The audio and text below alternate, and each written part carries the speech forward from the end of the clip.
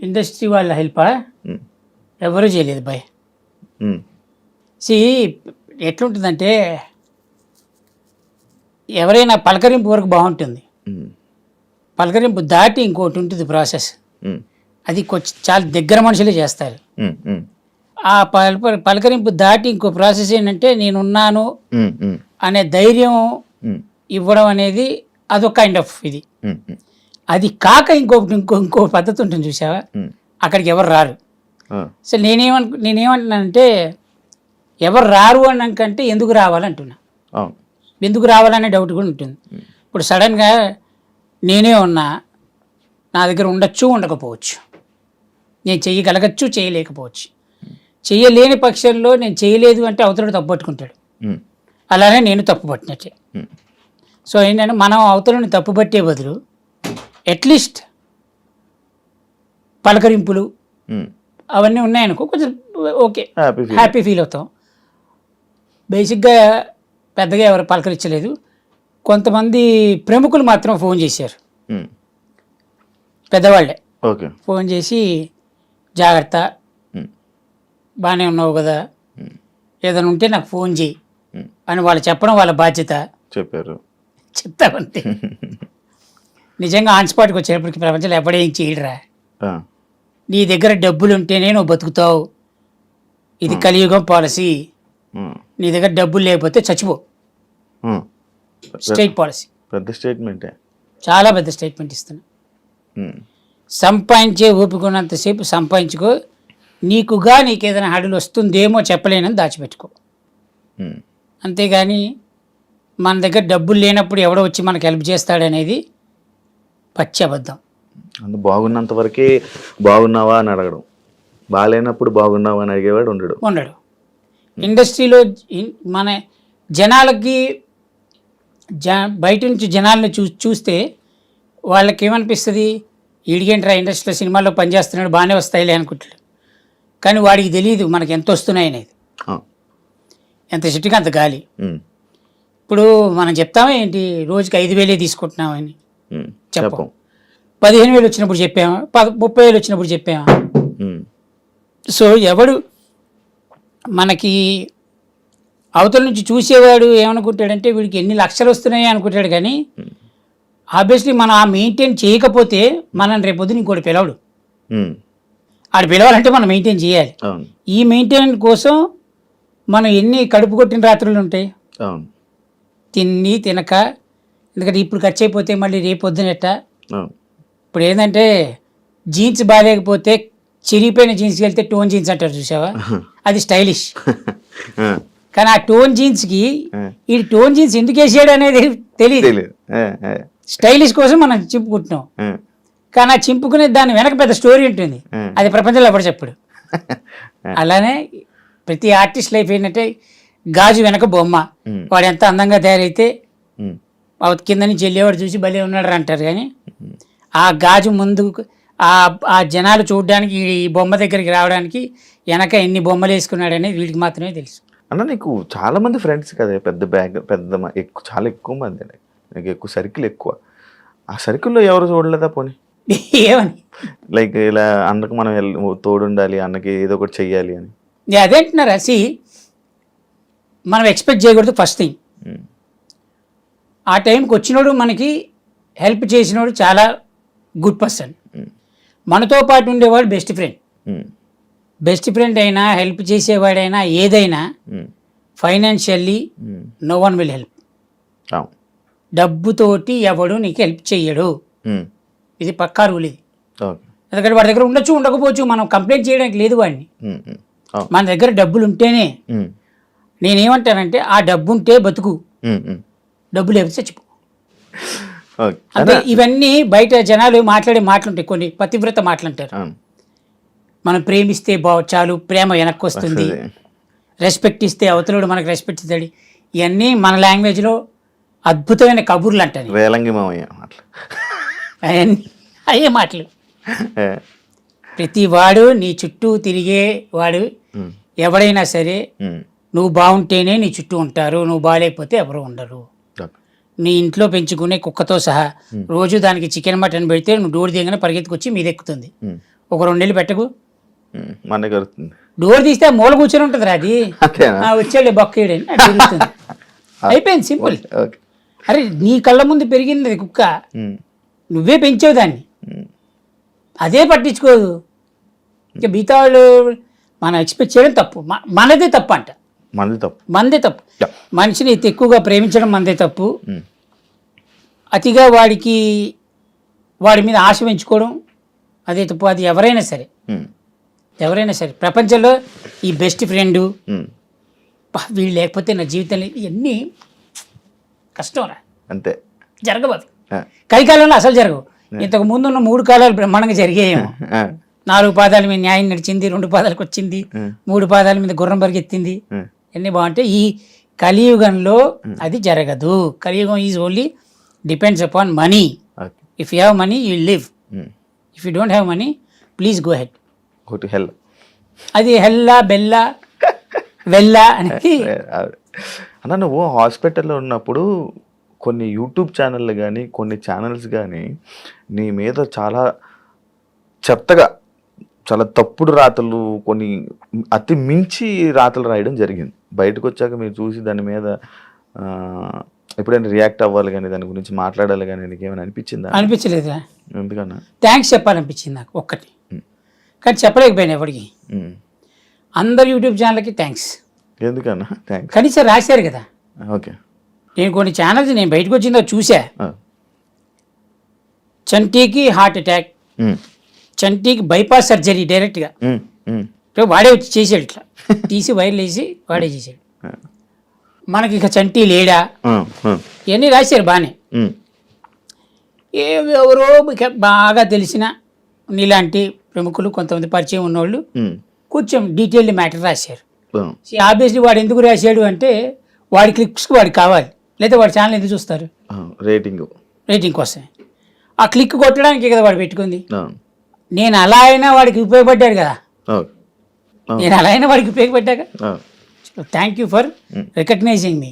నేను ఒక హాస్పిటల్లో పడ్డాను అనే విషయం జనాలకు చెప్పారు కదా, థ్యాంక్ యూ సో మచ్. చలాకీ చంటన్ లైఫ్ అయిపోయింది అని కొన్ని ప్రచారాలు చేశారు కొంతమంది. ఎస్, వాళ్ళకి ఇచ్చే మీరు స్టేట్మెంట్? చలాకీ చంటి లైఫ్ అయిపోయింది అనడం కంటే బాగా తెలిసినోడు ఏమంటాడంటే గ్యాప్ ఇచ్చావు ఏంటంటాడు. మన వాళ్ళుగా, ఎందుకంటే ఇండస్ట్రీ గురించి బాగా తెలుసు.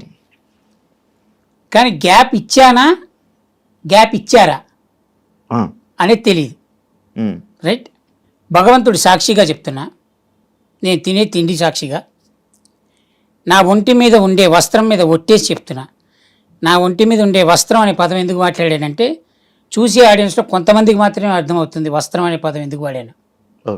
ఓకే, వస్త్రం మీద ఒట్టేసి చెప్తున్నా,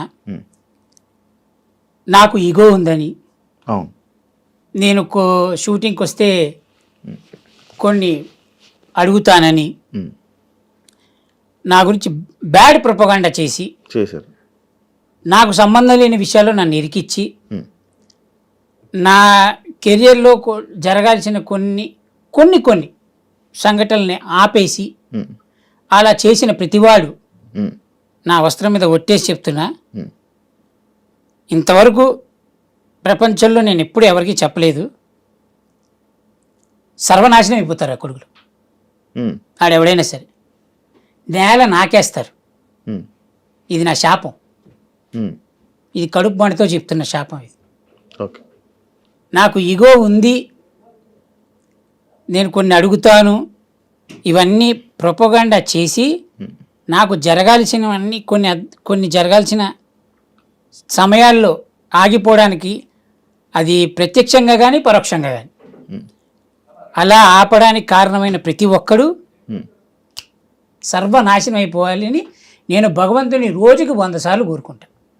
ఒట్టేసి శాపం పెడుతున్నా, ఆ భగవంతుడు నేను తినే తిండి మీద ఒట్టు, నేను నమ్మే దేవుళ్ళ మీద ఒట్టు, వాళ్ళు నా వెనక ఉంటే వాళ్ళు మాత్రం నాశనం అవుతారు. ఇప్పుడు ఇంకోటి చెప్తా, ఎదుటివాడు చెడు కోరుకోకు అని చెప్తారు చూడ, అది తప్పు. ఎందుకు కోరుకోవద్దు? మనం నాశనం అయిపోయి వాళ్ళు కోరుకుంటున్నప్పుడు మనం ఎందుకు కోరుకోవద్దు అంటారా? That's it. నువ్వేమీ భగవంతుడివి కాదు, సామాన్య మానవుడివి. నువ్వు కడుపుకు అన్నమే తింటున్నావు, వాడు కడుపుకు అన్నమే తింటున్నాడు. వాడు నా చెడుని కోరుకున్నప్పుడు నేను వాడి చెడుని ఎందుకు కోరుకోకూడదు? ఉమ్, ఇప్పుడు రేపొద్దున ఇంటర్వ్యూ బయటకు వచ్చిన తర్వాత నువ్వు ఎలా అలాంటి వాళ్ళ గురించి మాట్లాడుతున్నావు అంటే వాడెవడో నీకు తెలుసు, ఎవడైతే కమెంట్ పెడుతున్నాడో, ఉమ్, ఉమ్, ఉమ్. రైట్? అవును. నా చెడుని ఎవరు కోరుకున్నాడో నీకు తెలుసు. ఉమ్, అలాంటి వాడితో సహా వాడు కూడా నాశనం అయిపోవాలి, సర్వనాశనం అయిపోవాలి. ఉమ్, ఎందుకంటే నేను బాగాలేనప్పుడు నువ్వెందుకు బాగుండాలి? ఉమ్, సింపుల్ పాలసీ. ఉమ్, నేను బాగుంటే నువ్వు బాగుండాలని కోరుకుంటా. ఉమ్, నేను నాశనం అయిపోవడానికి కారణం అయినోడు ఉమ్. ఎవడైనా నాశనం అయిపోవాలి. అది that's a human mentality, human tendency, human nature. ఇప్పుడు సముద్రంలో ఎక్కువ చెత్తేసి అది రిఫ్లెక్ట్ ఎప్పుడో కొడుతుంది, మొత్తం అందరూ బిస్కెట్ అయిపోతాం. ఉమ్, ఉమ్. దాని సముద్రం తప్ప కాదుగా. నువ్వు వేసావు చెత్త, అవును. అది తిప్పి కొట్టింది. నేనంతే, నా మీద చెత్త వేసాడు, మీరు తిప్పికొట్టారు. నేను తిప్పి కొడుతున్నా. భగవంతుని అడుగుకుంటున్నా వాడు నాశనం అయిపోవాలి, తొందరగా నాశనం చేయరా, అది నేను బతుకుండగానే చూడాలి ఆ నాశనాన్ని అని. హ్యాపీ. చలాకి చెండి వెండితెరకి బుల్లితెరకి గ్యాప్ ఇచ్చారా, వచ్చిందా? లైక్ ఎందుకు ఇవ్వాల్సి వచ్చింది ఇప్పుడు ప్రెసెంట్? అదే చెప్తున్నా మళ్ళీ సేమ్ అదే topic. Same topic. Okay okay. మనం ఏదన్నా ఓ సినిమా ఆఫీస్కి వెళ్తే, అవును, అది ఇప్పుడు యాక్చువల్లీ నేను అదే అడగబోతున్నా. లైక్ ఏదైనా మనం సినిమా ఇండస్ట్రీలో ఉండాలి అని అంటే చాలా ఒక క్వశ్చన్ అది. సినిమా ఇండస్ట్రీలో ఉండాలంటే లేకపోతే కొంచెం సక్సెస్ అవ్వాలంటే సినిమా ఆఫీసులకి వెళ్ళి నాకు సినిమా అవకాశం ఇవ్వండి అని అడగడం కానీ లేకపోతే వాళ్ళతో మంచిగా ఉండడం కానీ జరిగితేనే వాళ్ళు ఇండస్ట్రీ కొంచెం సక్సెస్ అవుతుంది అంటారు. కానీ చలాకీ జండీకి ఏదో ఈగో అడ్డు పెట్టి కానీ లేకపోతే అడగడు, ఏం చేయడు అనేది ఒక టాక్ ఉంది. అక్కడ ఏంటది? ఈగో అడ్డు టాక్. రైట్? అంటే నీకెవడో చెప్పాడు. అవును. ఇప్పుడు నీకుగా నువ్వు నాతో తిరిగితే నీకు తెలుస్తుంది. అవును. ఇప్పుడు ఎవడో చెప్పిన మాటలు నువ్వు నమ్మి నువ్వు నన్ను అడగకుండా లేదా నువ్వు నా గురించి తెలుసుకోకుండా నువ్వు ఎలా తీసుకున్నావు డెసిషన్? సింపుల్ ఫ్యాక్ట్, సింపుల్ చెప్తా. ఇప్పుడు నేను ఒక సినిమా ఆఫీస్కి వెళ్ళా, అక్కడ డైరెక్టర్ పరిచయం, డైరెక్టర్ని అడిగా, ఆయన 4 రోజులు డేట్లు ఇచ్చారు మనకి. కో డైరెక్టర్ని పిలిచారు, డేట్లు ఇవ్వండి అన్నాడు. కో డైరెక్టర్ అన్నాడు, నెంబర్ రాసుకున్నాను భయ్యా, మీకు తొందరగా ఫోన్ వస్తుంది. ఇప్పుడు ఈ పలానా సినిమా ఆఫీస్ నుంచి నాకు డేట్లు వస్తుందనే ఆశతోటి మనం బతుకుతుంటాం. రైట్? అది రాదు. అది ఎందుకు రాదు అంటే దాని వెనక 100 కారణాలు ఉండొచ్చు. ఎలా అంటే ఆ కో డైరెక్టర్కి నేను పడకపోవచ్చు, లేదా ఇప్పుడు నేనేమంటానంటే నాకు ఈగో అనే టైప్ ఆలోచిస్తే ఆబ్వియస్లీ ఒక ఆర్టిస్ట్ అనేవాడు తలుపు తీయంగానే ఇట్లా వంగోని రాలేడు కదా. ఇప్పుడు ఆ వంగోని రాకపోవడం కోడైరెక్టర్ నచ్చకపోవచ్చు. నేను కోడైరెక్టర్ అనట్లే, జనరల్గా చుట్టుపక్కల మనిషి, దానిలో ఎవడో ఒకడికి నచ్చకపోవచ్చు. దరిద్రానికి మన టైం స్లాట్ వాడి చేతిలోనే ఉండొచ్చు. వాడికి నచ్చపోక మనని పిలవక మన ప్లేస్లో వేరే వాడిని పెట్టి ఉండొచ్చు. లేదా వాడిని వేరే వాడిని ఎందుకు పెడతాడు, వాడు నచ్చి ఉండొచ్చు. వాడికి మధ్య 100 ట్రాన్సాక్షన్ జరిగి ఉండొచ్చు. Transaction in the sense lot of things. So ఇప్పుడు ఎవరిని తప్పు పట్టడానికి లేదు ఇక్కడ. మన బాధ్యత ఏంటి, మనం వెళ్ళి అడిగాం. అలానే ఒకే ఆఫీసుకి 100 రోజులు తిరగంగా, 100 రోజులు తిరగంగా, 100 రోజులు తిరిగేటప్పటికి 100 రోజులు ఏ ఆఫీస్కి వెళ్తాం? డైరెక్టర్ మనకి మహా క్లోజ్ అన్నప్పుడు వెళ్తాం. ఆ డైరెక్టర్ ఇస్తాడు మనకి ఛాన్స్, ఎందుకంటే మనతో తిరిగాడు, మన గురించి తెలుసు. కనీసం ఒక డైరెక్టర్ మన మీద గుడ్ ఇంప్రెషన్ ఉందనుకో, అతను కూడా ఇస్తాడు మనకి ఛాన్స్. కో డైరెక్టర్ వచ్చి చెప్పినా ఏదైనా చంటి వద్దండి సతాయిస్తాడండి ఇదంట అని చెప్పినా కూడా నాకు తెలిసిలేవా డేట్లు అంటాడు. ఎందుకు? అతని గురించి నా గురించి కొద్దిగా గొప్ప అతనికి తెలుసు. ఇప్పుడు కొత్త డైరెక్టర్లు వాళ్ళకి ఏం తెలుసు? తెలియదు. ఇప్పుడు నేను కనబడింది, ఇప్పుడు నాకంటే ఏజ్ తక్కువ ఉన్నాడు, లేకపోతే నా తర్వాత ఇండస్ట్రీకి అసిస్టెంట్గా జాయిన్ అయ్యి ఇప్పుడు డైరెక్టర్ అయిపోయి హైలీ టాలెంటెడ్ డైరెక్టర్స్ అయిన తర్వాత అన్న చంటే నా బాగున్నావా అని పలకరించేవాళ్ళు కొంతమంది ఉంటారు. నేనేమనుకుంటా అంటే 2 సినిమాలు హిట్ కొట్టారు కదా అన్న చంటన్న అనేప్పుడు మనం ఏం ఫీల్ అవుతాం? భయ్యా ఎలా ఉన్నారంటాం. ఇప్పుడు భయ్యా ఎలా ఉన్నారని మనం పిలిచిన తర్వాత భయ్యా అవసరం లేదన్నా, నన్ను ఏదో పేరుతో నాకున్న పేరుతో పిలువ అంటాడు. అలా కాదు భయ్యా నేను లేదు వద్దన్నానా అంటాడు.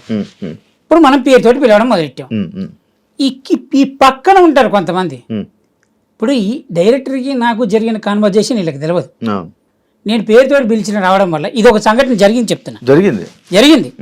నేను పేరుతో పిలవడం వల్ల ఈ పక్కన టీం హర్ట్ అయిందంట, అందుకని క్యారెక్టర్ తీసేశారు. ఇంకా గొప్ప విషయం చెప్తా. ఒక డైరెక్టర్ ఒక సినిమాలో కమిట్ అయిన తర్వాత ఒక డైరెక్టర్ ఫాదర్ అక్కడ కూర్చొని ఉన్నారు. ఇప్పుడు అతను బోర్డు వేసుకోలేదుగా నేను డైరెక్టర్ ఫాదర్ని అని. మనం వెళ్ళాము, నార్మల్గానే ఉన్నాం, ఆ పక్కన నుంచే ఉన్నాం. మనం ఆయన సిగరెట్ తాగుతున్నాడు, నేను సిగరెట్ తాగుతున్నాను. ఇప్పుడు ఆయన డైరెక్టర్ ఫాదర్ అని మనం తెలిస్తే మనం రెస్పెక్ట్ ఇచ్చి అయ్యో సారీ అంకుల్ అని మనం అటు వెళ్ళిపోతాం, లేదా అసలు అటు సైడే వెళ్ళాం. నా పక్కన నుంచి సిగరెట్ తాగాడు ఈడేం ఆర్టిస్ట్ అని క్యారెక్టర్ని తీసేస్తాడు ఎవడైనా. జరిగింది. పెద్ద సినిమా ఇది పెద్ద. ఇలా చాలా జరిగాయి. నా ఒక్కడికి కాదు, ప్రతి ఆర్టిస్ట్కి జరుగుతాయి. ఇంకా ఏంటంటే భజన కొట్టినంతసేపు నువ్వు ఎన్ని లంగా లఫూట్ పనులు చేసినా యు ఆర్ గ్రేట్. భజన కొట్టకపోయి నువ్వు ఒక్క మంచి పని చేసినా అది వాడికి నచ్చలేదు అనుకోరా, నీ అంత గలీజ్గా ఇంకోలేడు. ఇది ఆర్టిస్ట్ లైఫ్. ఓకే. మూడోది ఏంటంటే అసలు నువ్వు ఎలా ఉండాలంటే ఇక మీరే దిక్కబ్బా, ఇక మీ వల్లే పుట్టుక నాది, నా జీవితం మీ వల్ల నడుస్తుంది అంతే. ఇక అసలు నేను నేల వేస్ట్ నీ నేల. మీరు నన్ను వజ్రంగా తయారు ఈ సినిమాతోటి డైరెక్ట్గా ఈ సినిమాలో క్యారెక్టర్ మీరు ఇవ్వడం వల్లే డైరెక్ట్ నంది ఆస్కర్కి వెళ్ళిపోతాను అన్నట్టుగా డైరెక్టర్తో